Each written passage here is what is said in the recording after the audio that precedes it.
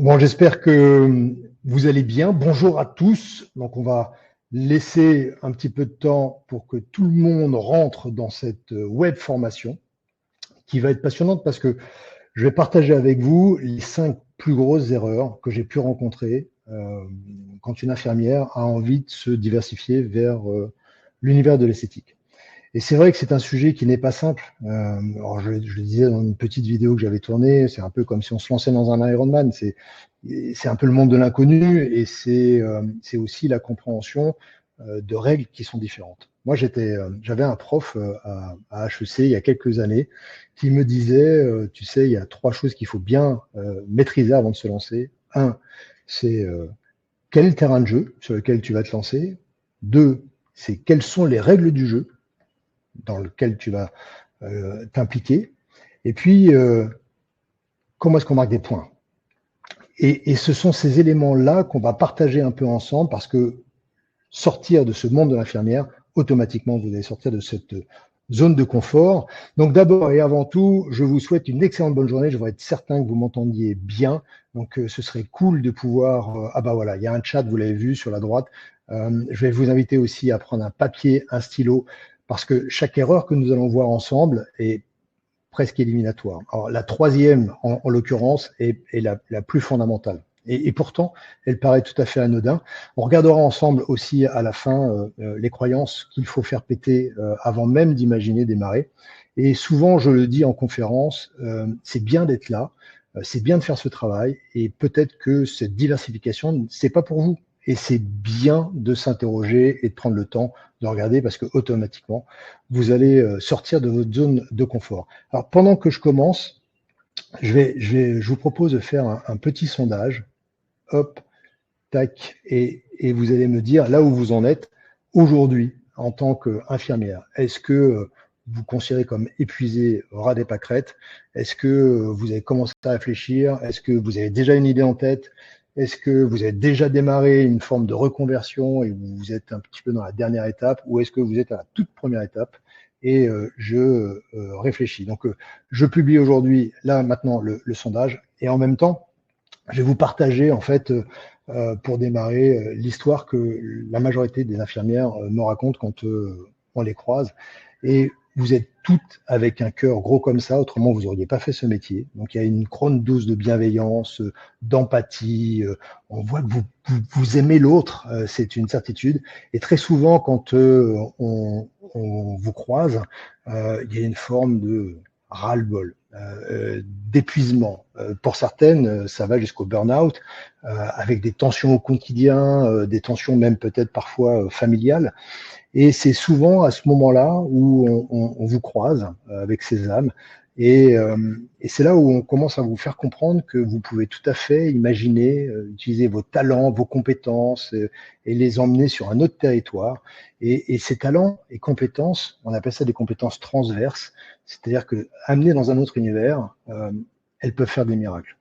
Et cette compréhension, et c'est parfois une révélation, avec derrière beaucoup d'interrogations, beaucoup d'inquiétudes. Par quoi je démarre? Comment je démarre? Est-ce que j'investis? Est-ce que on va voir un petit peu ça dans le détail, mais très souvent, il y a aussi cette notion de comment est-ce que je change d'ADN sans me pervertir. Et c'est là où je vais prendre juste 15 secondes pour vous dire que ce à quoi vous pensez, c'est de devenir entrepreneuse ou entrepreneur.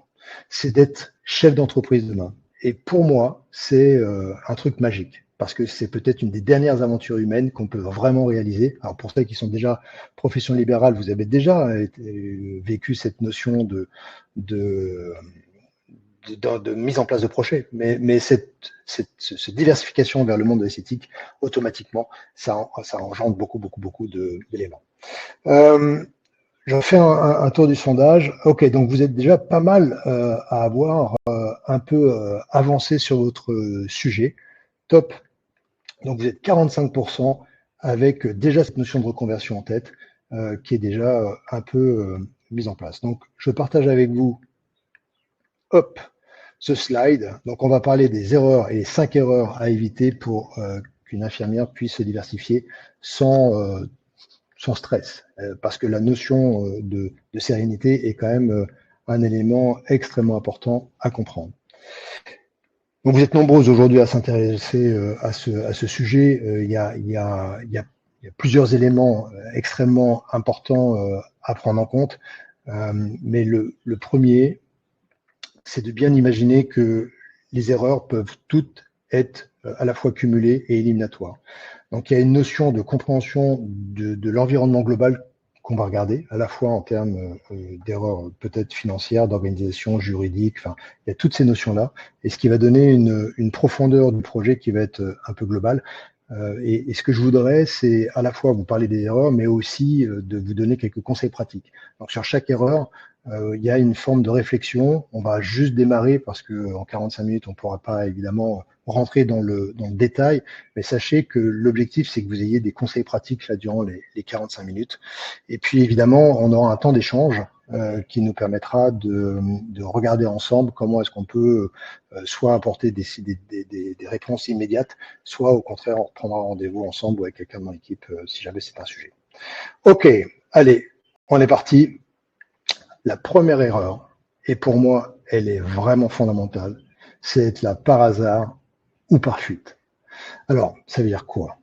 Vous savez, la première réflexion qu'il va falloir que vous portiez, c'est pourquoi est-ce que je suis là? Et ça implique une forme de vision de ce que vous allez faire demain. Alors, je m'arrête juste 15 secondes parce que très souvent, quand je pose des questions à vos consoeurs, la première chose qu'elles me disent, c'est du négatif. C'est cette notion de fuite. Je ne veux plus vivre comme ça, je ne veux plus faire ci, je ne veux plus... C'est la première étape de cette définition de vision. C'est une certitude. Vous êtes obligé de vous définir parce que vous ne voulez plus. Mais ce qui va être encore plus important, c'est de vous définir parce que vous voulez vraiment. Et cette notion du pourquoi, c'est pourquoi est-ce que vous allez vous lancer dans ce projet? Pourquoi? Qu'est-ce qui vous anime vraiment? Est-ce que c'est une notion purement d'argent? Est-ce que c'est de gagner plus d'argent? Est-ce que c'est ça l'idée? Peut-être. Et encore une fois, ça peut être ça. Est-ce que c'est, pour ma part, l'entrepreneuriat, c'est la liberté? Voilà, là on fait le webinaire. Moi, j'habite en ce moment à l'île Maurice et j'ai décidé de vivre comme ça. Mais si jamais je prends juste 15 secondes pour vous expliquer à quel point c'est important, c'est que cette vision, je l'ai eue il y a maintenant près de 2 ans. Et depuis 2 ans, je travaille sur pourquoi est-ce que je veux ça. Cette notion de liberté, elle est pour moi fondamentale. Mais pour vous, qu'est-ce qui est important? Est-ce que c'est cette notion de liberté? Est-ce que c'est cette notion de famille que vous voulez retrouver? Est-ce que c'est cette notion d'entrepreneuriat que vous avez envie de développer? Prenez un quart d'heure, faites-le tranquillement de votre côté, mais c'est vraiment extrêmement important. Ne soyez pas là par hasard. Ne soyez pas là parce que c'est tendance, parce qu'aujourd'hui tout le monde parle de l'anti-âge, parce qu'on parle d'un Eldorado. C'est vrai, mais tout le monde ne réussira pas. Et ça suffira certainement pas à réussir dans cet univers. Donc, travailler sur votre pourquoi, c'est absolument fondamental. Ensuite, vous allez prendre une décision. Cette décision, il va falloir la mesurer.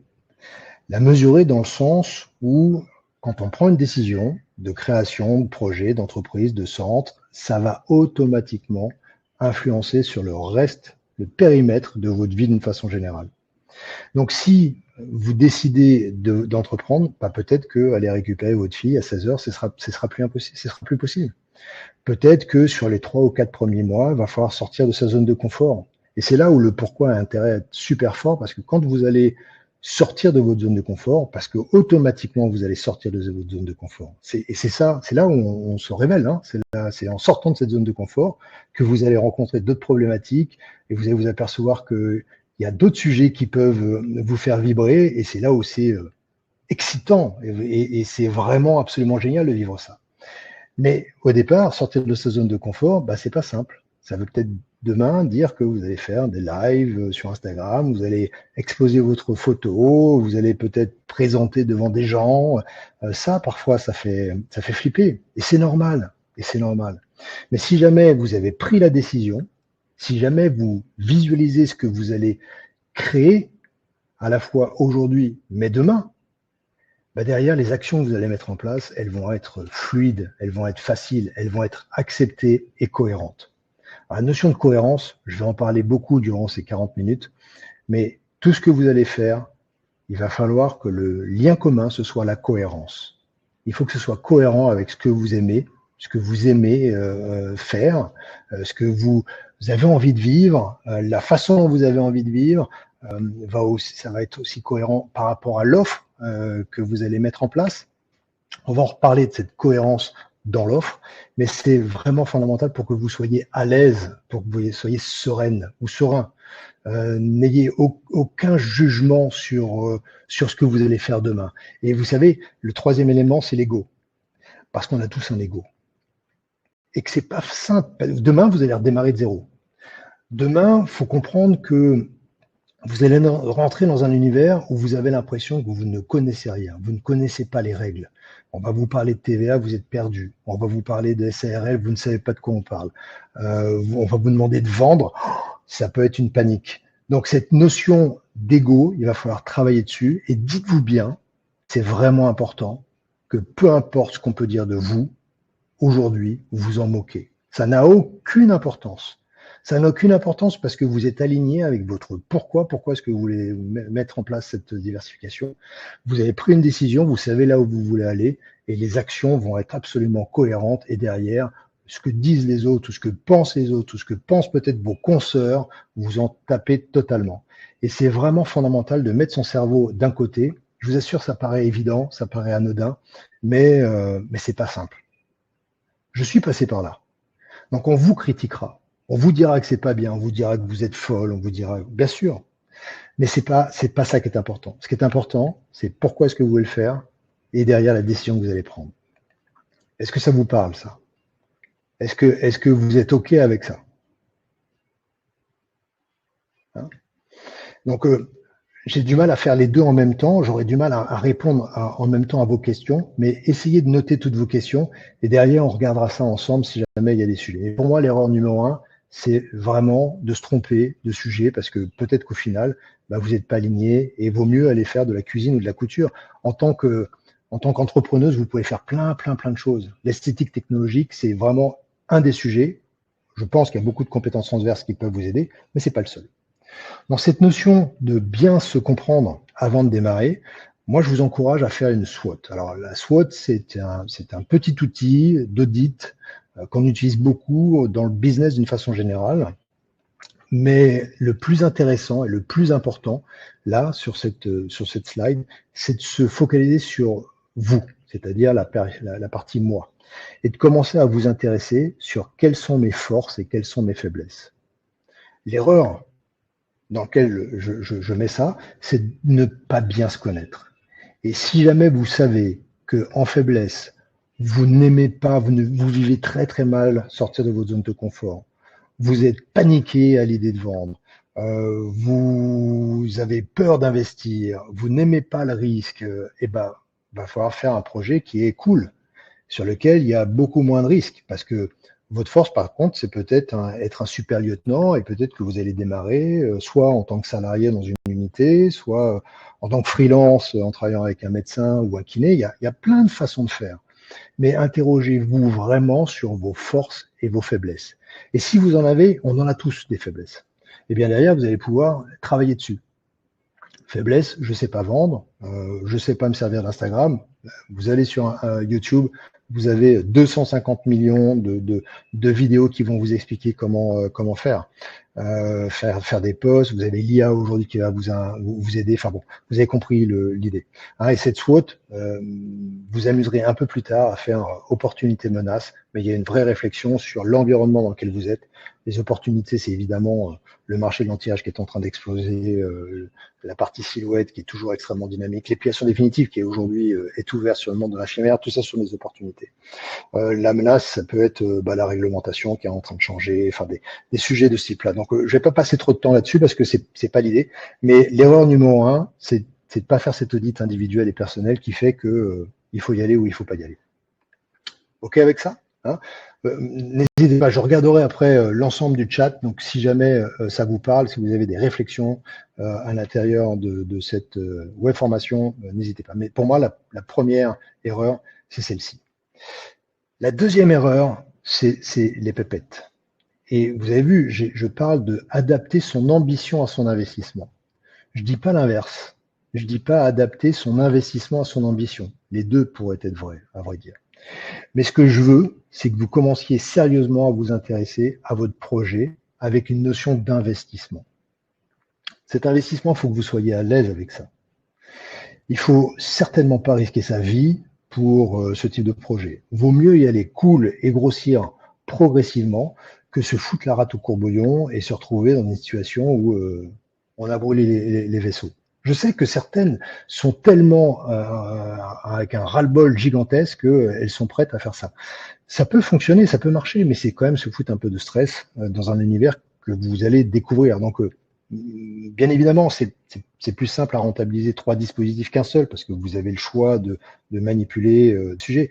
Mais c'est aussi beaucoup plus simple d'être identifié comme un expert d'un sujet avec peut-être 1, 2 ou 3 dispositifs, mais peut-être des petits dispositifs, et vous êtes expert du domaine de l'anti-âge ou expert du domaine du body contouring, plutôt que vouloir tout faire au départ. Donc cette notion de plateau technique, elle doit s'adapter absolument à votre investissement. D'accord? Et évidemment, vous allez corréler l'ambition à votre investissement. C'est vraiment extrêmement important. N'ayez pas une ambition démesurée si vous n'en avez pas les investissements possibles ou si jamais ça va vous foutre en stress. Il n'y a rien de pire que le stress pour prendre de mauvaises décisions. Et c'est là où on fait des erreurs.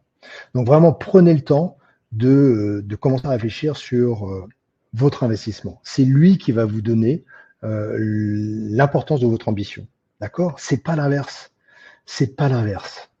Souvent, j'ai en face de moi des infirmières qui ont énormément d'ambition et qui peuvent prendre des risques pour trouver des investissements. C'est pas comme ça qu'il faut le faire. La deuxième notion que je veux partager avec vous, c'est ne tombez pas amoureuse d'une machine. C'est le pire que vous puissiez faire pour plusieurs raisons. D'abord, quand vous investissez sur cette diversification, il faut bien comprendre que les gens, vos clients demain, ils viendront pour vous, pour votre expertise. Et les technologies sont à la disposition de votre expertise. OK ? Si jamais demain, vous investissez avec une machine qui est extrêmement connue, disons LPG, allez, c'est une vieille marque française qui a réussi un truc extraordinaire il y a 50 ans. On pense qu'aujourd'hui, c'est un petit peu dépassé, mais vous allez comprendre là où je veux en venir. Si vous investissez dans ce plateau technique parce que vous êtes amoureuse de cette technologie, eh bien, le risque, c'est que cette technologie cannibalise votre expertise et que quelque part, on ne comprenne pas réellement la valeur ajoutée que vous pouvez avoir. Et le pire, c'est que demain, vous allez peut-être avoir des clients qui viendront vous voir en disant « Ah, écoute Stéphanie, j'ai vu que tu avais ta séance à 120 €, mais ta consoeur esthéticienne ou médecin l'a fait à 80 €. » Et là, alors, je vous invite vraiment à venir en formation avec nous, parce que ce sont des sujets que j'aborde précisément, mais il n'y a pas pire de situation. C'est-à-dire que là, vous vous battez sur un prix, c'est mortel comme approche. Alors que si jamais vous cultivez vos différenciations et vous comprenez bien que les dispositifs sont au service de votre expertise, c'est plus du tout la même. Donc, ne tombez pas amoureux d'une marque ou d'un dispositif, mais tombez amoureux de votre client. C'est vraiment le plus important. Et plus précisément, tomber amoureux du bénéfice que votre client va vouloir atteindre avec vous, avec votre expertise. C'est vraiment une notion extrêmement importante. D'accord? Donc la notion de plateau technique, il faut d'abord, 1, l'adapter à son ambition, et 2, ne pas faire d'erreur sur un choix qui prend trop de place et en fait qui va ne pas forcément vous servir. Donc c'est vraiment super important. Après, il y a une notion d'individualisation, de personnalisation, mais si vraiment on avait le temps, on parlerait des opportunités dont je vous ai parlé rapidement il y a quelques secondes, où la notion d'individualisation et de personnalisation, elle est vraiment fondamentale. Donc les technologies vont vraiment être à votre service d'experte. C'est vraiment cette notion que je veux que vous cultiviez. Ensuite, les coûts cachés d'un dispositif. Faites attention. Dites-vous bien aussi que acheter un dispositif avec uniquement un rapport au prix, ça peut être dangereux. Généralement, il n'y a pas de secret. Si jamais vous achetez une Ferrari, vous savez que ça va coûter relativement cher. Si vous allez manger dans un restaurant gastro, vous savez que le plat du jour va pas être donné, mais vous savez que l'expérience va être sympa. Eh bien, c'est aussi cette notion-là qu'il faut intégrer, c'est que faites attention aux coûts cachés, parce que quand on achète une techno, un dispositif, il y a quelques coûts cachés sur lesquels il faut être vigilant. Nous, on a rencontré des lasers qui avaient 3 millions de tirs avec une pièce à main. 3 millions de tirs, alors que la norme est aujourd'hui plutôt à 30 millions. Quand une pièce à main coûte 5, 10, 15 000 euros, faut faire attention, c'est un coût caché. Vous avez la partie consommable, vous avez des dispositifs qu'on connaît bien, qui sont à plus de 40, 45 euros par traitement. Là, je discutais avec un médecin qui me rappelait qu'il y a les premières cryolipolyses, vous savez, vous aviez un consommable particulier qui était entre 250 et 350 euros par séance. Donc évidemment, ça bouffe la marge, quoi. Il y a une notion de SAV dans votre approche. Une machine qui tourne pas, ça coûte très vite très cher. Donc il faut que votre distributeur soit structuré, organisé, pour que vous puissiez avoir une réponse rapidement, le plus rapidement possible. Parce que si jamais vous avez un mois pour recevoir une nouvelle pièce à main, bon, vous comprenez que ça va vite être compliqué. Quand on sait qu'une machine peut ramener 5 à 10 000 euros par mois, ça peut être difficile. Donc, cette notion de coût caché ou annexe, c'est vraiment super important. Et là, parlez-en. Là aussi, si jamais ce sont des sujets qui vous intéressent, venez avec nous en formation, on en parlera. Il y a une autre notion derrière, c'est les fausses économies. Vaut mieux adapter, encore une fois, son ambition à son investissement, plutôt que faire tout en low cost. Il n'y a rien de pire. N'oubliez pas, ça vous pouvez le noter, parce que les sujets que vous allez aborder demain, l'anti-âge, la silhouette, l'épilation définitive, ce sont des sujets intimes. On vend pas des jeans ou des lunettes. On vend la confiance en soi. On vend des sujets qui sont extrêmement sensibles. Et donc, vous pouvez pas faire ça n'importe où. Vous pouvez pas faire ça dans un. Souvent, j'ai quelques consoeurs à vous qui me disent ouais, j'ai peut-être un endroit dans ma maison, c'est l'arrière-cave derrière, la cabane au fond du jardin. Alors, je sais pas, peut-être que c'est une bonne idée, peut-être pas, j'en sais rien, à vrai dire. Mais il y a quand même une forme d'interrogation en disant mais est-ce que dans cet univers, mon avatar client, c'est-à-dire ma cliente idéale, va se sentir à l'aise? Est-ce qu'elle va être confortable et est-ce que c'est cohérent? Vous vous rappelez la notion de cohérence? C'est vraiment extrêmement important de s'intéresser sur la localisation. Vous savez, les Américains, qui connaissent quand même pas mal leur gamme dans le domaine du business, parlent de location, location, location. Donc parfois, vaut mieux accepter, payer un coworking. Là, j'ai rencontré récemment des gens, il n'y a aucun intérêt, qui s'appelle Viasana. Ils font de la mise à disposition pour les kinés et les infirmières d'espace en coworking. Et vous arrivez, tout est fait, tout est prêt. C'est nickel, ce sont des belles adresses et vous pouvez réserver 1 jour par semaine, 2 jours par semaine. Enfin bon. Donc ça existe. Et si jamais ce sont des sujets qui vous intéressent, revenez vers moi et je vous aiderai. Donc la localisation est importante. Le choix de l'emplacement est évidemment fondamental. Ensuite, il y a une notion d'aménagement. Alors, je vous ai dit, quand on parle de ces sujets-là, on est à la fois dans l'intime, mais on est aussi dans le premium. On doit respecter certains codes. Vous savez, quand j'aborde des formations vente, il y a une première étape sur laquelle je passe beaucoup de temps, c'est l'accroche. Et l'accroche, c'est tout ce que vous allez pouvoir mettre en place pour que les gens comprennent que vous êtes à la fois dans l'intime et dans le premium. Et l'aménagement en fait partie. Donc l'aménagement, c'est bête, mais votre table, elle doit être table électrique, ça coûte pas grand-chose aujourd'hui. Qu'est-ce que j'entends quand je rentre? Est-ce que vous avez des petites enceintes Sonos, Bose, ça coûte 50 balles, un petit abonnement Spotify et vous avez une ambiance musicale qui est de qualité. Et c'est ça qu'on veut, de qualité. Est-ce que votre bureau est nickel? Est-ce que Est-ce que le fauteuil que vous avez répond au code? Alors, encore une fois, n'allez pas chercher le fauteuil Napoléon ou le mobilier Louis-Philippe, on n'est pas dans cet univers. Et vous avez compris ce que je veux dire. C'est-à-dire que l'aménagement, c'est un petit investissement, mais dans la tête de Madame Duchemin, quand elle va venir vous rencontrer, elle va voir si jamais vous êtes cohérente. C'est vraiment extrêmement important. Donc cohérente, c'est est-ce que vous êtes professionnel, est-ce que vous respectez les codes, est-ce que Madame Duchemin a confiance dans ce que vous allez dire. Si vous parlez d'innovation et que vous avez une table en bois en termes de traitement, ça colle pas. Il y a un truc qui va pas. Donc on ne saura pas forcément l'exprimer d'ailleurs. On va avoir une forme de réflexion en disant attends, il y a un truc qui me gêne. Ensuite, la dernière notion, c'est le mauvais partenariat. C'est l'association avec une esthéticienne qui est, alors je critique chez Martine, un truc des années 70. C'est mortel comme association. Parce que c'est un mauvais partenariat, c'est pas l'image que vous avez envie de donner. Donc, on en reparlera d'ailleurs tout à l'heure un petit peu de cette partenariat, mais c'est vraiment super important que vous fassiez attention aux fausses économies. D'accord? Il y a parfois des sujets sur lesquels il faut pas hésiter à mettre un petit ticket. Ça permet de valoriser votre offre et vous allez être tout à fait cohérent. Et parfois, vaut mieux adapter encore une fois le projet global en prenant et en intégrant cette notion-là, plutôt que partir avec des énormes investissements et la mauvaise localisation.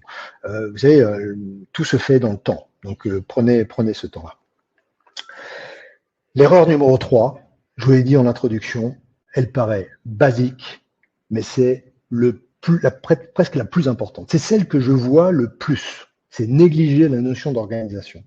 Alors là-dedans, je vais mettre plusieurs sujets. Mais on voit bien que certaines d'entre vous, dopés aux réseaux sociaux, pensent que ça va être super simple et qu'il va falloir s'organiser simplement pour faire un petit coup d'infirmière libérale, un petit coup d'esthétique, et que tout ça va s'organiser très rapidement. Surtout, faites attention parce que dans la vraie vie, ça se passe pas tout à fait comme ça. Et on s'aperçoit que celles qui souffrent, ce sont celles qui n'ont pas réussi à s'organiser. Alors, s'organiser, ça veut dire quoi? La première chose à faire, c'est bloquer des plages horaires. S'il vous plaît, bloquez des plages horaires. Ça peut être qu'une seule demi-journée par semaine. Si au départ, vous avez que ça à donner, eh bien, vous bloquez qu'une seule demi-journée par semaine.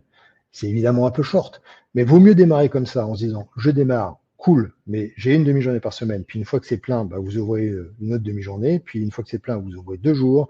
Et puis une fois que c'est plein, vous ouvrez 4 jours. Puis vous changez d'univers. Mais bloquer un créneau horaire. C'est vraiment un élément extrêmement important. La deuxième notion aussi, c'est utiliser une plateforme de réservation. Utilisez une plateforme de réservation. Choisissez, nous on aime bien Planity, si vous passez par Sésame, vous aurez une offre qui vous est réservée, mais il y en a plein d'autres. On n'a aucun intérêt sérieux à ça, mais je crois que vous avez Treadwell, vous en avez beaucoup qui sont en capacité de vous aider. Mais au moins, ça va vous permettre d'organiser votre planning. Et derrière, il y aura une petite CRM, j'en parle un petit peu juste après, donc une gestion des prospects et des clients qui vous permettront d'organiser un petit peu ce travail de relance. Donc, petit 1, bloquer les plages horaires et investir sur une plateforme de réservation. Vous choisissez celle avec laquelle vous êtes à l'aise, celle qui vous donne le plus de services. Voilà, cool, c'est facile. Puis ça coûte 3 francs 4 sous. Ensuite, l'association. Ah, l'association. Alors là, on pourra en reparler parce que j'ai des histoires incroyables de réussite d'association fabuleuses. 3 copines qui créent un truc, ça marche du feu de Dieu, c'est topissime. Elles étaient amies, elles sont amies, elles le seront peut-être jusqu'à la fin. Il y en a une qui est en bas, l'autre va la remonter. À 3, elles sont capables de gérer plus de planning que toutes seules.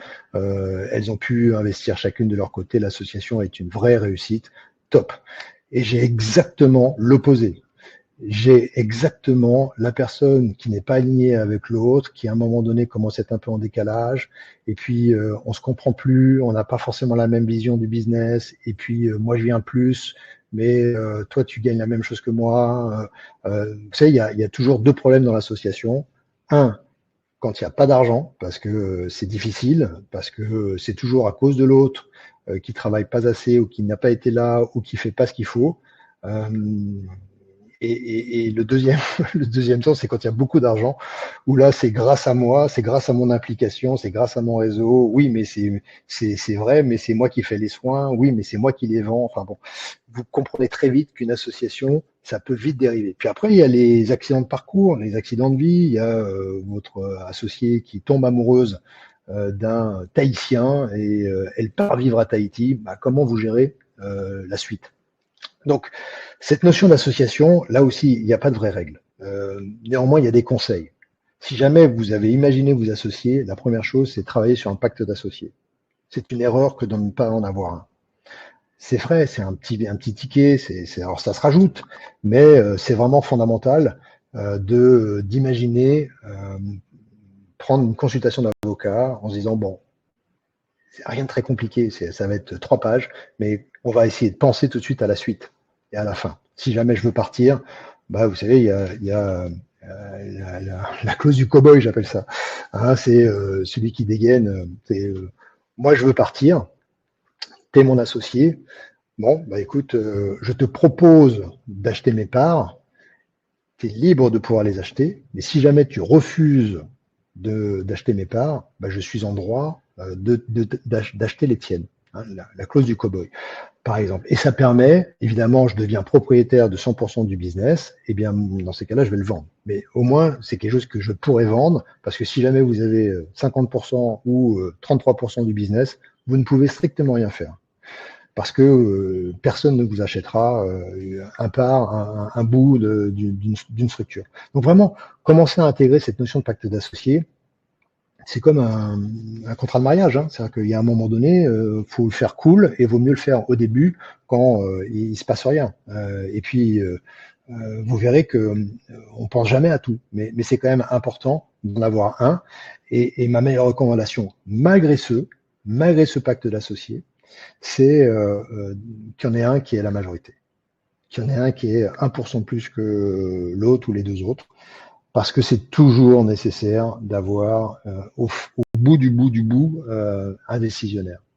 C'est vrai que c'est pas simple quand on est copain, quand on est ami ou copine, mais intégrer ça, je sais que c'est très compliqué. Pour en parler beaucoup avec vous, c'est difficile. Mais essayez de l'intégrer et puis bah, si jamais c'est pas possible, mettez en place un pacte d'associés simplement à 50-50. Mais on en reparlera.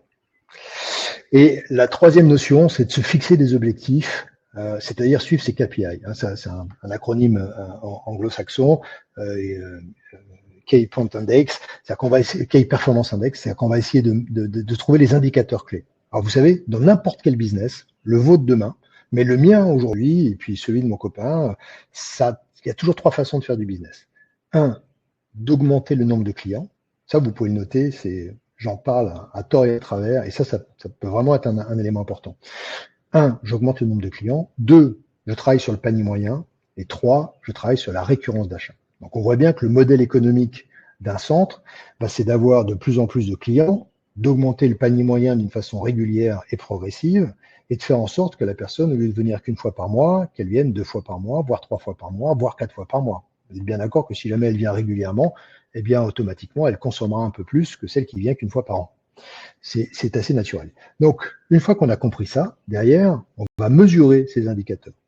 Et évidemment, c'est pas du tout les mêmes actions quand on a un problème du nombre de clients que quand on a un panier moyen qui est très faible. Quand on a un problème du nombre de clients, ben, il y a une forme de réflexion en termes de marketing. Comment est-ce que je peux fabriquer des prospects? Donc là-dessus, Sésame, on vous aide. Là. Donc, comment est-ce que je peux avoir plus de prospects demain? Qu'est-ce que je peux faire? C'est une vraie interrogation. Mais peut-être qu'à l'intérieur de ce parcours, vous allez vous apercevoir que c'est pas là où vous n'êtes pas bonne. C'est sur l'acte commercial. Donc, il y a aussi ça à mesurer.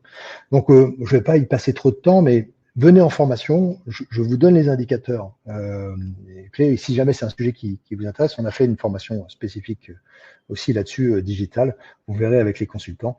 Mais mesurez ce que vous faites. Parce qu'il n'y a rien de plus jouissant que de voir que janvier, vous aviez, je dis n'importe quoi, 50 ventes dans le mois, février 55, mars 60, avril 65. C'est-à-dire que vous mesurez, donc vous voyez bien que les choses évoluent. Mais par contre, si jamais vous voyez qu'à un moment donné, boum, ça redescend à 30, il y a peut-être eu un truc qui s'est pas bien passé. Peut-être que la communication que vous avez fait sur, je dis n'importe quoi, Instagram, elle n'a pas eu le succès des précédentes. Donc là, il faut peut-être s'interroger en disant, tiens, il faut peut-être que je change. Mais si vous ne le mesurez pas, vous allez le voir trop tard. Enfin, trop tard, c'est peut-être jamais trop tard. Mais c'est quand même ballot de ne pas s'en apercevoir d'une façon immédiate. Donc la notion de tableau de bord, elle est vraiment fondamentale. Donc, identifier les éléments clés que vous allez pouvoir mesurer relativement facilement. Il n'y en a pas 50. Hein. Donc, vous allez mesurer les 4, 5, 6 chiffres par mois, grand max, un petit tableau Excel, ça fait l'affaire. Si vous avez une plateforme qui fait le job, eh ben, top, vous allez pouvoir intégrer cette notion. Et voilà, roule. Ça, c'est fondamental. Et vous comprenez pourquoi l'erreur numéro 3, cette notion d'organisation, eh bien, pour la majeure partie, quand elle se vautre, c'est à cause de ça. Donc, vraiment, prenez le temps de bien mesurer ce que je viens de vous dire. C'est vraiment super important. Allez, on passe à l'erreur numéro 4. Et puis, n'hésitez pas, posez vos questions dans le chat. J'y reviens tout à l'heure tranquillement. J'espère que ça vous aide. Hein, mais prenez des notes. Une seule erreur peut être fatale. Alors, l'erreur numéro 4, évidemment, c'est la notion de communication, marketing, vente. Et là, on va aborder des sujets qui sont extrêmement riches. On aurait pu faire 2 jours presque que là-dessus. Mais que vous compreniez un petit peu la logique, puis après, vous allez retravailler dessus. Identifier les bons points de contact. Il faut bien imaginer que Madame Duchemin, quand elle va commencer à s'intéresser à votre offre, elle va faire son propre parcours. Et à l'intérieur de ce propre parcours, elle va vous rencontrer. Elle va vous rencontrer sur Internet, votre site Internet par exemple. Elle va vous rencontrer peut-être sur Instagram. Elle va peut-être vous rencontrer en tant qu'infirmière. Peut-être que c'est à ce moment-là que vous allez expliquer ce que vous allez faire. Peut-être qu'elle va venir vous rencontrer et elle va entendre ce que vous allez faire. Donc, c'est identifier les bons points de contact et travailler sur chaque point de contact pour que, quand Madame Duchemin vous croise à ce moment-là, ce soit cohérent et qu'elle comprenne ce que vous faites. D'accord ? Donc, le site Internet, c'est fondamental. C'est toujours bien d'en avoir un. Souvent, on m'interroge, il en faut un, il en faut pas un. Ben, c'est vrai qu'on peut un peu s'en passer à l'ère des réseaux sociaux, mais on dit quand même plus de choses sur un site Internet que sur Instagram. Alors, est-ce qu'on peut se passer d'un site Internet? Probablement. Est-ce qu'on peut se passer d'Instagram? C'est plus compliqué aujourd'hui. Donc, vraiment, je vous invite à travailler sur ce site Internet et de le travailler. Si vous ne savez pas faire, là aussi, on vous aide. On a des gens qui le font et très facilement. C'est pas un énorme investissement, mais c'est vrai, ça va être important. Donc, commencez à identifier les points de contact. Alors, les points de contact, ça peut être aussi à l'externe. Hein, ça peut être le réseau d'associations, des femmes entrepreneurs de votre ville. Ça peut être ça. D'ailleurs, j'ai oublié de vous parler, mais dans la notion d'investissement, c'est bien identifier qui va pouvoir vous aider financièrement. Je parle en crédit, en leasing, voire même, il y a des associations locales, régionales qui peuvent vous aider à financer votre investissement. Hein, donc, profitez-en. Souvent, la BPI, BPI très souvent ne fait pas de prêt, mais elle cautionne. C'est pas mal. Ça évite votre caution personnelle. Donc ça, ce sont des sujets sur lesquels au sein de Sésame, on est relativement à l'aise. Mais localement, il y a quand même un travail de recherche que vous pouvez faire. Donc, je ferme la parenthèse, mais sur la partie financement, regardez en local, il est possible d'avoir des aides, ce qui peuvent même être des subventions. Donc, soit des prêts d'honneur, où là, un jour, vous allez devoir rembourser, soit des subventions. Et là, c'est une subvention qui ne demande pas de remboursement. Donc, je reviens sur la notion de communication, de marketing, de savoir-vendre. Donc, la première chose, c'est bien d'identifier les points de contact et qu'à chaque fois que vous avez un point de contact, vous soyez cohérent, que les gens comprennent ce que vous allez faire. Donc, site Internet, Instagram, réseaux sociaux, derrière, évidemment, son pitch. Comment est-ce que vous allez vous présenter demain? Commencez à réfléchir. Comment est-ce que vous avez... vous savez, on n'a qu'une seule possibilité de faire une bonne impression. La deuxième sera toujours tronquée. Donc, c'est vraiment important de travailler sur son discours. Il n'y a que vous qui puissiez le faire. Alors, là aussi, en formation, on essaie de prendre un peu le temps, mais je vous donne quelques pistes. Mais commencez à travailler sur cette notion. Il y a des choses sur lesquelles il faut être très prudente. vous serez jamais esthéticienne. Donc, ne vous lancez pas dans je fais de l'esthétique. Vous allez foutre les pieds dans le tapis et puis les gens vont comprendre chez Martine alors que c'est pas ce dont on parle. Donc, vraiment travailler sur le pitch et évidemment l'offre. Plus vous allez avoir une offre qui est personnalisée, individualisée et qui n'est pas comparable, plus vous allez fonctionner et plus les gens viendront. Non pas pour la technologie, vous vous rappelez, mais pour vous, votre expertise. Donc, travaillez là-dessus. Ensuite, combiner présence digitale et partenaire physique. Certes, Instagram, c'est très important, mais ça fait pas tout. Ça fait pas tout. Vous avez quand même besoin de sortir de votre centre. Il va falloir rencontrer des gens, il va falloir discuter, peut-être avec des entreprises qui sont à côté, des cabinets libéraux qui sont à côté, la municipalité. Vous allez devoir sortir de votre centre. Et évidemment, je discutais d'ailleurs avec une consoeur lors de la dernière conférence que nous avons fait au mois de mars. Et elle me disait que elle avait démarché les boutiques de robes de mariée. J'ai trouvé que ça, c'est une super bonne idée. Et pour chaque personne qui achetait une robe de mariée, elle avait, alors je sais plus ce qu'elle avait offert, mais il y avait un vrai partenariat. Moi, dans un autre monde, il y a quelques années, je faisais des partenariats avec BMW. À chaque fois qu'une personne achetait une Mini, elle partait avec une offre dans les centres que je gérais. Donc, vous allez trouver. Et si vous n'avez pas d'idée, là aussi, les consultants vous aideront, mais vous venez nous voir en formation, mais c'est important de commencer à réfléchir sur ce partenariat physique. Certes, Instagram ou les réseaux sociaux, c'est toujours important, mais ça fait pas tout. Localement, c'est bien de se faire voir, et je parlais tout à l'heure aussi des associations d'entrepreneurs ou d'entrepreneuses, mais il y a plein de choses à faire aussi à ce niveau-là. Et donc, inversement, plus vous allez être focalisé sur des sujets, c'est-à-dire que vaut mieux faire deux trucs, Internet, Instagram, plutôt que vouloir être sur TikTok, sur Pinterest, sur Facebook, Instagram, YouTube, et en fait faire un petit peu de chaque, en se disant vaut mieux travailler en râteau, il n'y a rien de plus dommageable. Donc vaut mieux faire peu de choses, mais le faire bien. Donc choisissez des supports qui sont efficaces et qui puissent être mesurés. Alors vous allez, demain si vous démarrez, vous allez recevoir le mec qui vend le guide de la mairie, celui qui vend les panneaux pour les parkings municipaux, vous avez la radio, vous avez le cinéma, vous allez avoir plein de gens comme ça qui vont venir vous voir. Vous les oubliez. Vous les oubliez. Aujourd'hui, c'est vraiment pas le sujet, vous êtes incapable de mesurer ce qu'ils vont faire.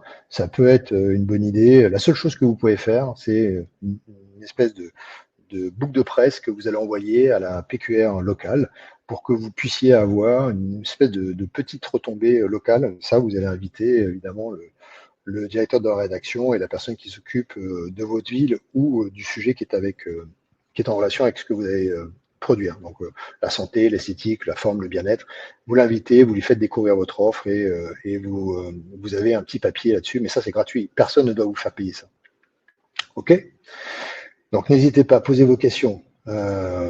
Alors, on a fini pour l'erreur numéro 4 et on attaque la 5e erreur qui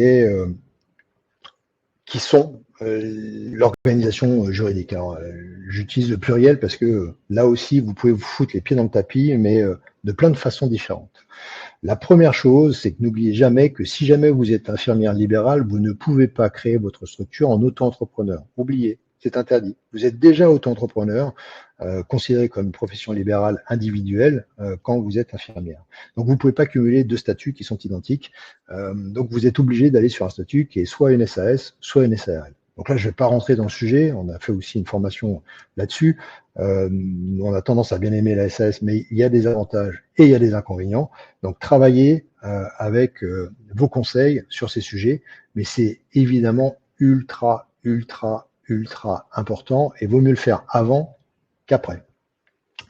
Ensuite, pour celles qui sont salariées, parce que il y en a quelques-unes, je vous rappelle, vous ne pouvez pas, si jamais vous êtes salarié de la PHP, vous ne pouvez pas aujourd'hui cumuler votre activité salariée avec une activité entrepreneuriale, sauf à avoir l'accord de votre employeur. Donc, juste faites attention à votre contrat de travail si jamais vous êtes salarié. Pour les professions libérales, vous êtes aujourd'hui déjà à votre compte, donc on peut tout à fait imaginer la création d'une société avec un code APE qui vous correspond. Là aussi, faites attention, les codes APE, c'est l'activité de la société. Et là, passez par des formalistes, passez par des gens qui peuvent vraiment vous aider. Et c'est pour ça que votre réseau doit se construire auprès d'avocats, de bons comptables, des gens qui vont vraiment vous aider. Le pire, c'est d'imaginer le faire tout seul. Vraiment. Oubliez, c'est juste une énorme erreur qui peut vous coûter très cher. Parce que derrière, on va vous dire, ah, mais vous dépendez de la chambre de l'artisanat, parce qu'on va vous comprendre, on va comprendre que vous êtes une esthéticienne. Et là, c'est parti pour un champ de course où vous allez passer à droite, à gauche, personne ne va y comprendre. La chambre des métiers va dire, ah oui, bienvenue, ah oui, mais vous êtes infirmière, vous n'êtes pas esthéticienne, vous n'avez pas le droit. Et la chambre de commerce, ah oui, mais vous faites de l'esthétique, il va falloir aller à la chambre de métier, moi je vous veux pas. Enfin bon, donc ça, on est pro dans ce domaine-là, mais c'est vraiment important de bien comprendre que il faut le faire dès le début. Hein. Après, il y a des notions TVA, URSSAF, qui sont aussi en relation, plus l'URSSAF, avec votre statut. SARL, vous pouvez payer pas l'URSSAF puisque vous êtes sur l'ex-RSI, donc vous êtes considéré comme une profession indépendante, c'est pas un salaire, c'est une rémunération.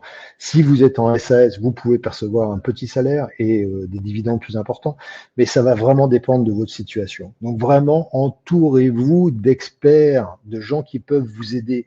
N'allez surtout pas aller voir des gens qui sont spécialistes de la profession libérale. Alors, je lance pas de pierre, hein, mais sachez que c'est pas toujours les plus achalandés sur la compréhension de l'univers commercial. Donc, le mieux, c'est d'aller voir un expert de l'univers commercial parce qu'on va vraiment changer de ce sujet. Et c'est pas mal parce que vous allez avoir un comptable spécialiste de votre profession libérale, c'est-à-dire qu'en fait, en termes d'optimisation, quand on est profession libérale, c'est proche de zéro. Et derrière, vous allez avoir une personne qui va comprendre l'univers commercial et qui va vous aider. Et vous allez voir, il y a plein de pistes, mais c'est pas les mêmes compétences, c'est pas les mêmes talents. Donc là aussi, si vous savez pas, on a des gens très bien à vous conseiller. Ensuite, il y a une notion avant d'aller sur la suite de responsabilité civile professionnelle. Ça, là aussi, ça paraît anodin. Vous savez que en tant qu'infirmière, vous êtes obligé de l'avoir. Dans le domaine de la partie esthétique, c'est pas une obligation. Vous pouvez tout à fait ne pas en avoir. Évidemment, notre recommandation, c'est d'en avoir une et de préférence une qui comprenne l'univers de l'esthétique. Donc, je vous invite à avoir une bonne RCP qui comprenne cet univers. Mais encore une fois, c'est vraiment deux univers différents. D'un côté, la partie infirmière libérale, de l'autre côté, votre partie esthétique. Ensuite, ce sont les perspectives d'évolution. Parce que, alors là, je vais pas en parler, mais sachez que c'est devenir entrepreneur, c'est peut-être le point de bascule pour avoir une vie qui va être totalement différente demain. Et donc, vous allez peut-être commencer à réfléchir sur les notions de peut-être que je vais acheter mon local. Et dans ces cas-là, ça peut-être avoir du sens d'imaginer une holding qui devienne propriétaire de la SAS, qui investisse, la holding investit dans une SCI, qui va louer le bien à la SAS. Enfin, je sais que j'en ai perdu déjà beaucoup sur ce petit exemple.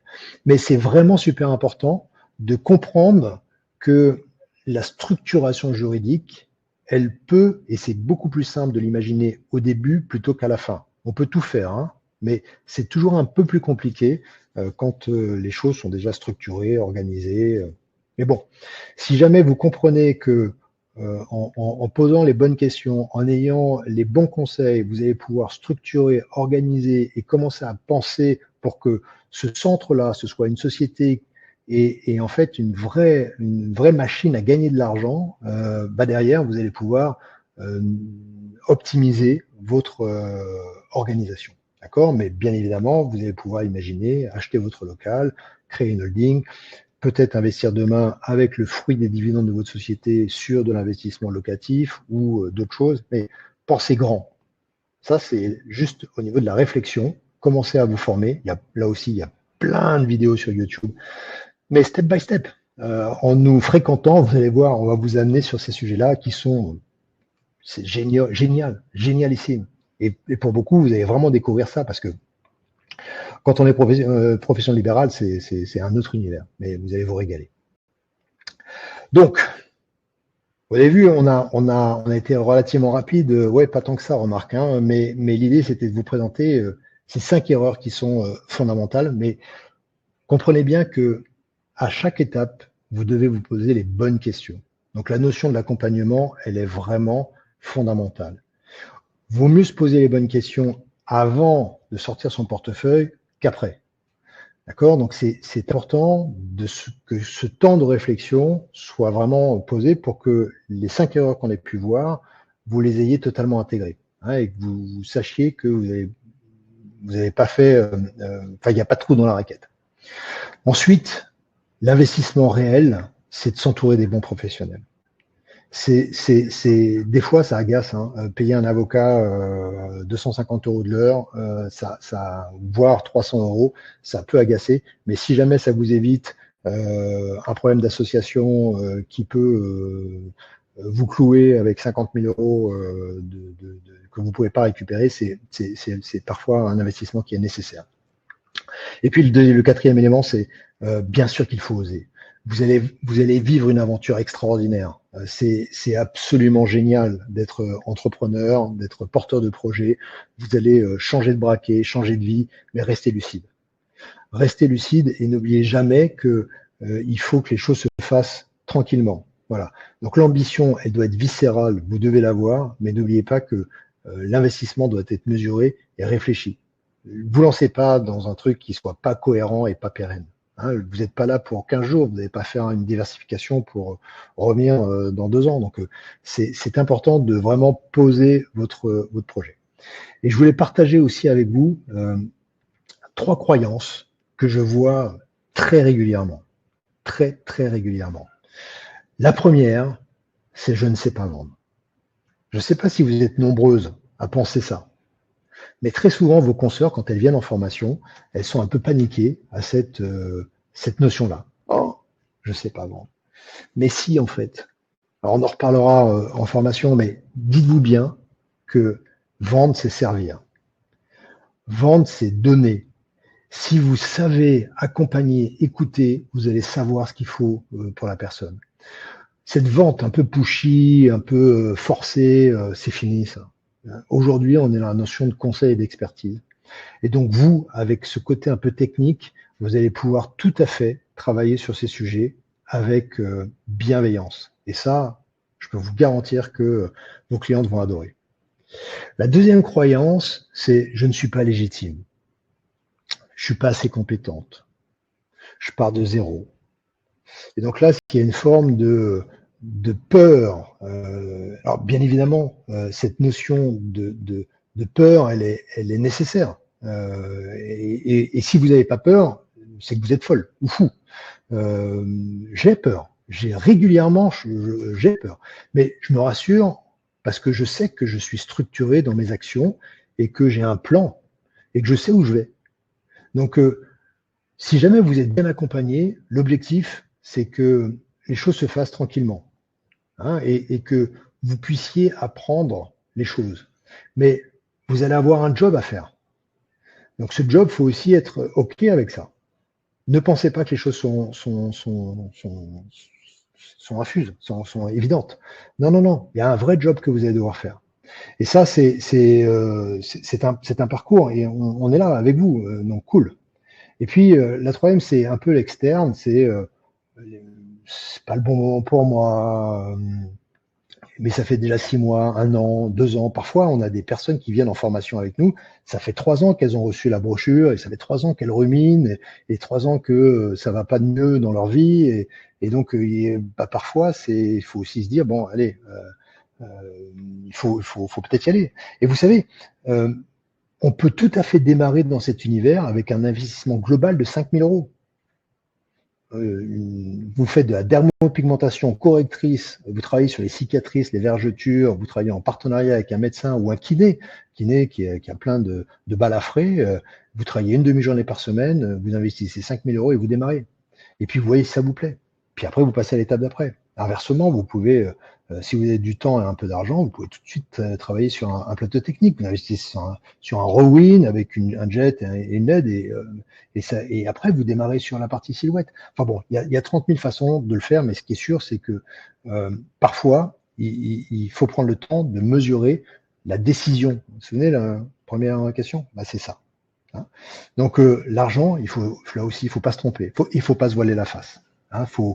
Il y a cette notion d'investissement qu'il faut mesurer et comprenez et soyez à l'aise avec ça. C'est pour ça que là, vraiment la première erreur, c'est d'aller trop vite et d'oublier cette phase d'introspection qui est vraiment fondamentale. Et puis la notion de risque, elle est nécessaire. Elle est nécessaire, mais doit être mesurée. D'accord? Donc, n'ayez pas peur de vous tromper. Vaut mieux faire des petites erreurs que vous allez corriger petit à petit, puis à un moment donné, ça va s'organiser, ça va se délivrer.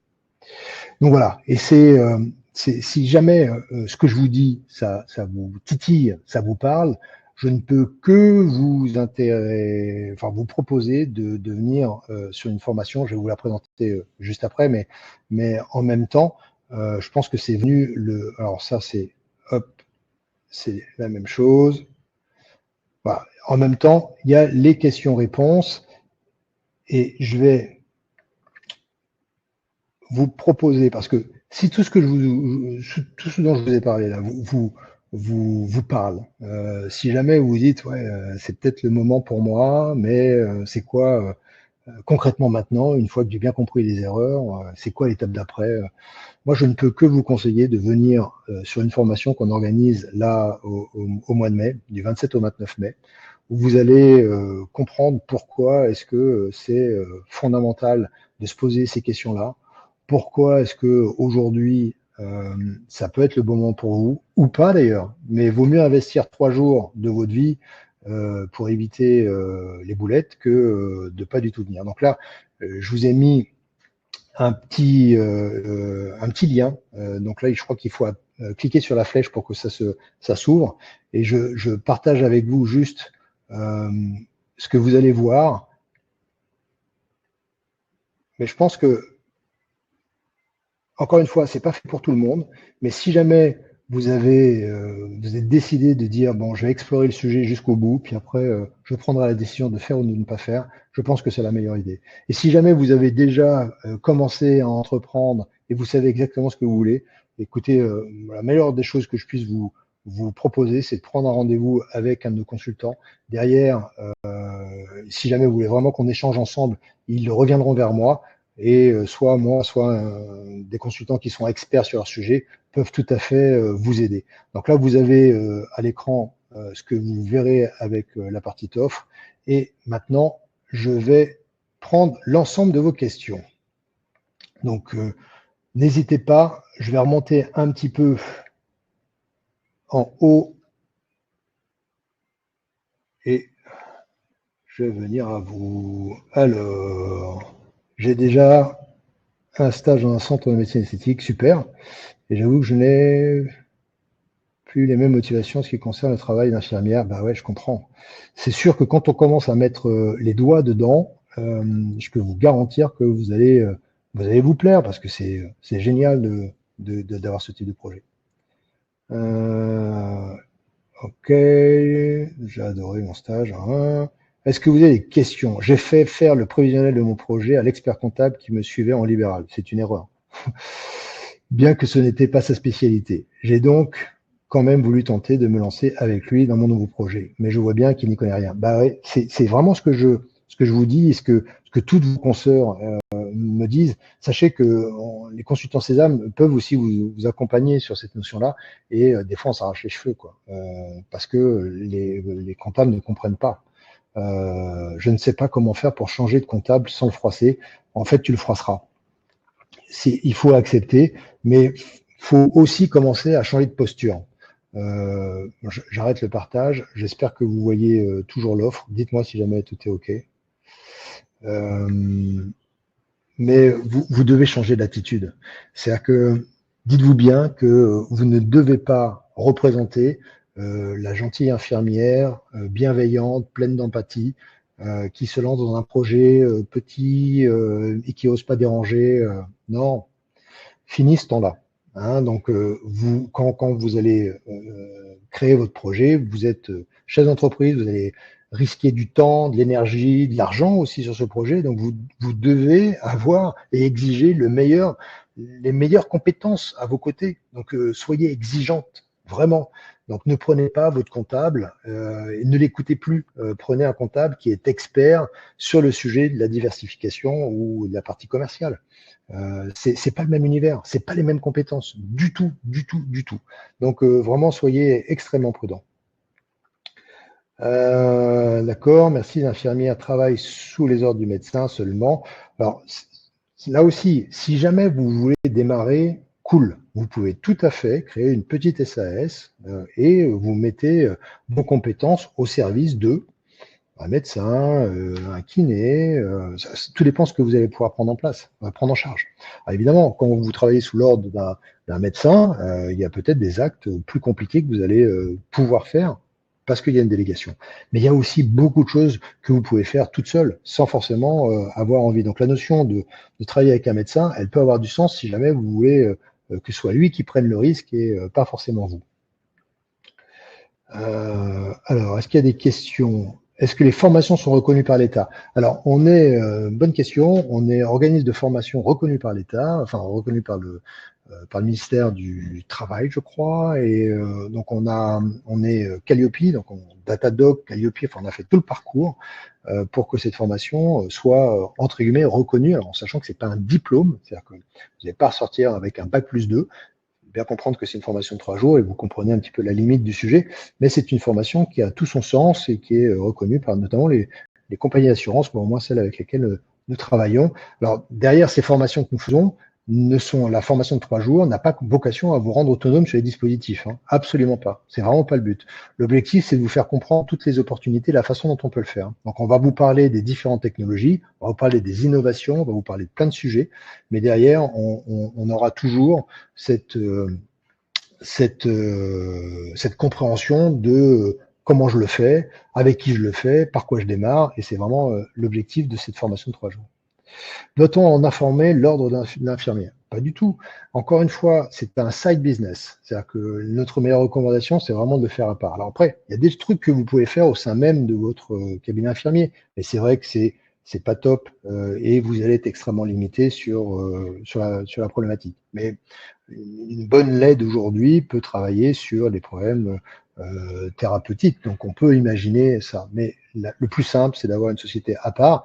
Et à partir de là, vous n'êtes plus infirmière dans le cadre de cette société commerciale. Donc il y a des limites en termes de communication, mais on vous expliquera ça. Il y a des choses qu'il faut comprendre avant de vous lancer. Faites-vous des formations sur Paris? Non, on est vraiment expert sur la région de Nice. Alors pour plusieurs raisons. Déjà parce que en même temps, vous allez trouver tout ce qui existe aujourd'hui sur le marché en termes de dispositifs. Donc on les expose. Donc vous allez pouvoir jouer avec et vous allez comprendre l'intérêt d'un IFU par rapport à une radiofréquence, vous comprenez la monopolaire par rapport à la bipolaire. Donc il y a aussi cette notion de manipulation. Et évidemment, c'est plus simple à faire quand on est à côté. Donc les formations sont 3 jours chez nous. Et là, la prochaine, elle est à 5 minutes de l'aéroport. C'est vraiment ultra simple, en bord de mer. C'est un endroit absolument magnifique. Alors, est-ce qu'il y a des questions? Formation sur Paris, doit-on informer? OK. L'étude de marché a-t-elle son intérêt? Alors, l'étude de marché, en fait, vous allez la faire, vous. La vérité, c'est que j'ai vu des réussites incroyables dans des lieux où, franchement, j'aurais pas mis 1 euro. Et j'ai vu des échecs Paris 8e. Donc là, c'est difficile de répondre sur l'intérêt d'une étude de marché. Ce qui est certain, c'est qu'il faut quand même regarder l'offre locale, histoire de pas se mettre à 20 mètres de son camarade. Il y a des choses qui sont évidentes. Et inversement, ne pensez surtout pas que quand une zone est désertique et qu'il n'y a aucune offre qui est liée à ça, vous vous dites « ouais, je suis la première ». Vous pouvez peut-être être la dernière aussi, parce que faut bien comprendre que des fois, il vaut mieux être dans une zone où il y a déjà de la concurrence, il y a déjà une offre, parce que il y a déjà des habitudes de consommation sur cette zone-là, et que parfois être tout seul sur une zone, c'est aussi vachement compliqué, parce que communiquer tout seul pour que les gens viennent chez vous, ça va coûter peut-être un peu plus d'argent. Donc, il n'y a pas malheureusement de vraies certitudes. Là aussi, il faut regarder, il y a quand même pas mal de bases de données, INSEE notamment, sur lesquelles vous pouvez récupérer un peu d'informations sur la densité de population, sur la qualité de la population, est-ce qu'il y a des CSP+, bon, il y a évidemment plus de succès dans les zones où il y a une capacité financière qui est légèrement supérieure à la norme. Et encore que, en fonction de ça, vous allez aussi adapter votre offre. Et évidemment, le prix que vous allez offrir à 40 km de Clermont-Ferrand sera peut-être pas le même que vous allez offrir à Deauville en plein mois d'août. Donc, c'est juste une adaptation de l'offre par rapport au lieu. Alors, je participe à la formation du mois de mai. Allez-vous approfondir? Bien sûr qu'on va approfondir. L'avantage de cette formation du mois de mai, c'est que on a 3 jours. On a 3 jours à partager. Donc, vous allez pouvoir vous asseoir avec votre consultant, discuter, réfléchir, poser le sujet. Si jamais vous avez besoin de moi, j'interviendrai personnellement sur l'ensemble de ces sujets. Donc, c'est encore une fois, c'est des moments riches et parfois une seule boulette. Ça peut être une catastrophe. Donc, c'est important de bien anticiper les choses et de faire les choses avec lesquelles vous êtes à l'aise.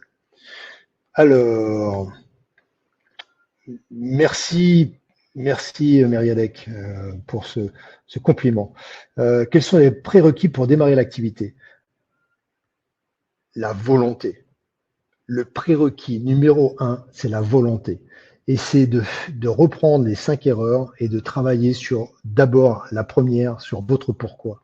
Si vous ne savez pas vraiment pourquoi est-ce que vous allez faire, si vous pensez que c'est simplement pour l'argent, gagner un peu plus d'argent, ne le faites pas. Il y a plein de trucs que vous pouvez faire. Mais à partir du moment où vous prenez la décision de le faire, je vous garantis que vous allez vous régaler et c'est vraiment le prérequis. Après, il n'y a pas de prérequis particuliers. Comment vendre la photobiomodulation? Là, c'est un vrai sujet. Venez en formation. Déjà, il faut comprendre la photobiomodulation, les LED, l'intérêt des LED qui sont extrêmement larges. Et on vend toujours les bénéfices d'une technologie et non pas la technologie. Parce que la photobiomodulation, ça peut faire peur. Mais je vous en dis pas plus, il faut que vous veniez en formation. Je vis en Belgique, la législation est totalement différente qu'en France. Ouais, pas tant que ça, en fait, parce que vous avez déjà un peu d'avance sur la France. Alors, la France est en train de rattraper la Belgique, mais on était le dernier pays avec beaucoup de retard, notamment sur le laser. Donc, mais les règles du jeu sont sensiblement les mêmes. Après, le nom des sociétés change, mais fondamentalement, ça reste un peu la même idée. Pour la photobiomodulation, ne vaut-il pas attendre que son activité soit bien lancée pour éviter de prendre trop de risques? Alors, je ne suis pas sûr de bien comprendre la question, mais la photobiomodulation, très souvent, on l'associe à une autre technologie, le jet pil notamment, ou la radiofréquence, puisqu'on va travailler sur un sujet qui est complémentaire. Donc, sauf si jamais votre activité est vraiment thérapeutique, genre travail sur les cicatrices ou les vergetures ou des sujets qui sont comme les ulcères variceux, par exemple, où là, la photobiomodulation à elle seule peut tout à fait être intéressante, mais très souvent, quand même, on l'implique dans une synergie de technologies. Ça, on voit ça en formation. Merci Katia pour ce témoignage, très très sympa. Une fois qu'on a fait la formation de 3 jours, procédure de 2 formations. C'est vraiment nécessaire. Et là aussi, vous verrez, en cultivant ces âmes, on a des formations en e-learning qui vous permettent d'explorer des sujets. Là, en ce moment, il y a Dalila, qui est formatrice chez nous, qui fait des formations de niveau 2 sur l'ensemble du jet. Donc, il y a vraiment plein de choses que nous faisons en digital, en e-learning, qui vous permettent d'aborder l'ensemble des sujets. Une fois que l'on a fait la formation de 3 jours, oui, c'était ce que je viens de dire, et se spécialiser sur des machines. Alors bien sûr, c'est ce que je vous disais tout à l'heure, c'est-à-dire que la formation des 3 jours va être intéressante sur la vision globale de ce que vous allez pouvoir faire demain. Mais ça ne suffira pas pour manipuler une technologie. Donc derrière, il y a des formations dédiées aux technologies qui sont spécifiques. Et là, on aborde comment la technologie fonctionne, comment est-ce que je la mets en place, quels sont les bénéfices de celle-ci, etc., etc. Donc là, c'est vraiment une journée de formation, une technologie, voire 2 journées de formation, une technologie, c'est le cas pour le jet. Et puis là maintenant, pour le laser, c'est 4 journées de formation, puisque on rentre dans un cadre qui est réglementé. Alors, est-ce que vous avez d'autres questions? Les 3 jours de formation ne nous apprennent pas à exercer du coup. Eh ben non, l'objectif, c'est pas ça. L'objectif, c'est de vous aider à définir le périmètre de votre projet. C'est que vous compreniez là où vous allez mettre les pieds. C'est que vous compreniez l'intérêt d'une cryolipolyse par rapport à une radiofréquence. Parce qu'il n'y a rien de plus stupide que de démarrer par une cryolipolyse, par exemple. c'est une hérésie. La cryolipolyse n'a un intérêt que sur le traitement des graisses statomériques, vous savez, les bourrelets, alors que la radiofréquence va travailler sur plein d'autres sujets, beaucoup plus larges. Donc la cryolipolyse, c'est un peu ce qu'on disait avec la photomodulation, c'est très souvent un dispositif qui est recommandé, mais dans un deuxième temps, parce qu'il va être sur un sujet qui est très précis. Donc c'est cette réflexion sur laquelle on va durant ces 3 jours. Vous proposez des formations dédiées. Je ne suis pas sûr de comprendre, Audrey. On doit forcément faire les 3 jours d'explication avec vous pour faire les formations afin de savoir exercer. Alors non, il n'y a pas d'obligation. Vous pouvez. Ce que je dis souvent, c'est qu'il vaut mieux investir 3 jours de votre vie pour au final ne pas faire ou faire différemment, plutôt que se lancer dans un sujet qui va pas forcément correspondre à 100% à ce que vous auriez fait si jamais vous aviez eu l'information. Aujourd'hui, il faut bien comprendre qu'on est dans un monde qui va vachement vite. Donc, on a besoin impérativement d'avoir des repères, de savoir exactement ce qu'il faut faire et d'être bien entouré. Voilà. Donc, la formation, elle va vous apporter cette réflexion-là.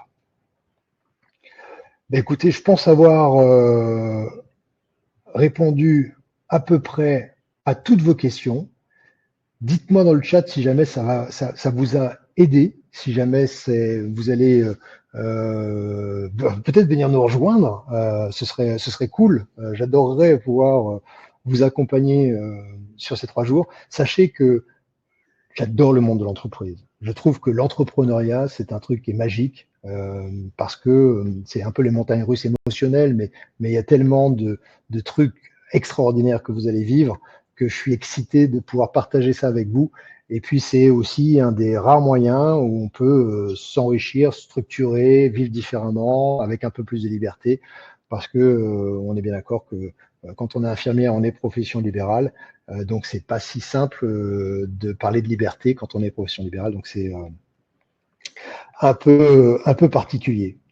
Une question de Magali, allez, la dernière. Du coup, pour booster son activité, comment mieux la faire connaître? Ah bah, c'est bien l'enjeu de toutes ces questions. Alors, il y a plein de choses que l'on peut faire, mais encore une fois, venez en formation, travaillez aussi sur YouTube, cultivez aussi votre réseau. On vous aidera, mais ce qu'il faut avoir en tête, c'est quand vous faites quelque chose, soyez capable de mesurer ce que vous allez faire. Voilà. Après, on rentrera sur les sujets précis durant les formations. Parfait. Oui, rendez-vous en juillet. C'est vrai qu'on a aussi une autre formation en juillet, donc c'est avec grand plaisir que on vous accueillera. Si jamais le sujet vous intéresse, je ne peux que vous encourager à prendre un rendez-vous avec un consultant. Ça vous engage en rien. Vous allez un peu réfléchir. Et si vous voulez que on vous rappelle d'une façon spécifique sur des sujets particuliers, parce que vous êtes un peu plus en avance que les autres, dites-le aux consultants que vous aurez au téléphone parce que les consultants que vous aurez au téléphone sont des experts sur la notion de formation. Mais si jamais derrière il y a vraiment une notion d'accompagnement commercial, vous leur dites comme ça, vous aurez mon équipe de Nice qui sera directement avec vous. Et écoutez, j'espère encore une fois que ça vous a plu, que vous avez appris. N'hésitez pas à me le dire dans le chat. Je vous invite à venir nous voir au mois de mai ou peut-être au mois de juillet. Et moi, je vous salue de l'île Maurice, où tout ce que je peux vous dire et tout ce que je suis en train de vivre aujourd'hui, bien, je l'ai écrit il y a maintenant quelques années. Et c'est l'erreur numéro 1, c'est de ne pas imaginer votre plan d'action et votre vision et votre visualisation de ce que vous avez envie de faire demain. Et si c'est de l'esthétique technologique, sachez que Sésame, on saura vous accompagner. Voilà. Merci beaucoup. J'espère que, encore une fois, ça vous a plu. J'ai du mal à conclure, mais ce sera le mot de la fin. Merci d'avoir été avec moi jusqu'à maintenant. À très vite. Au revoir.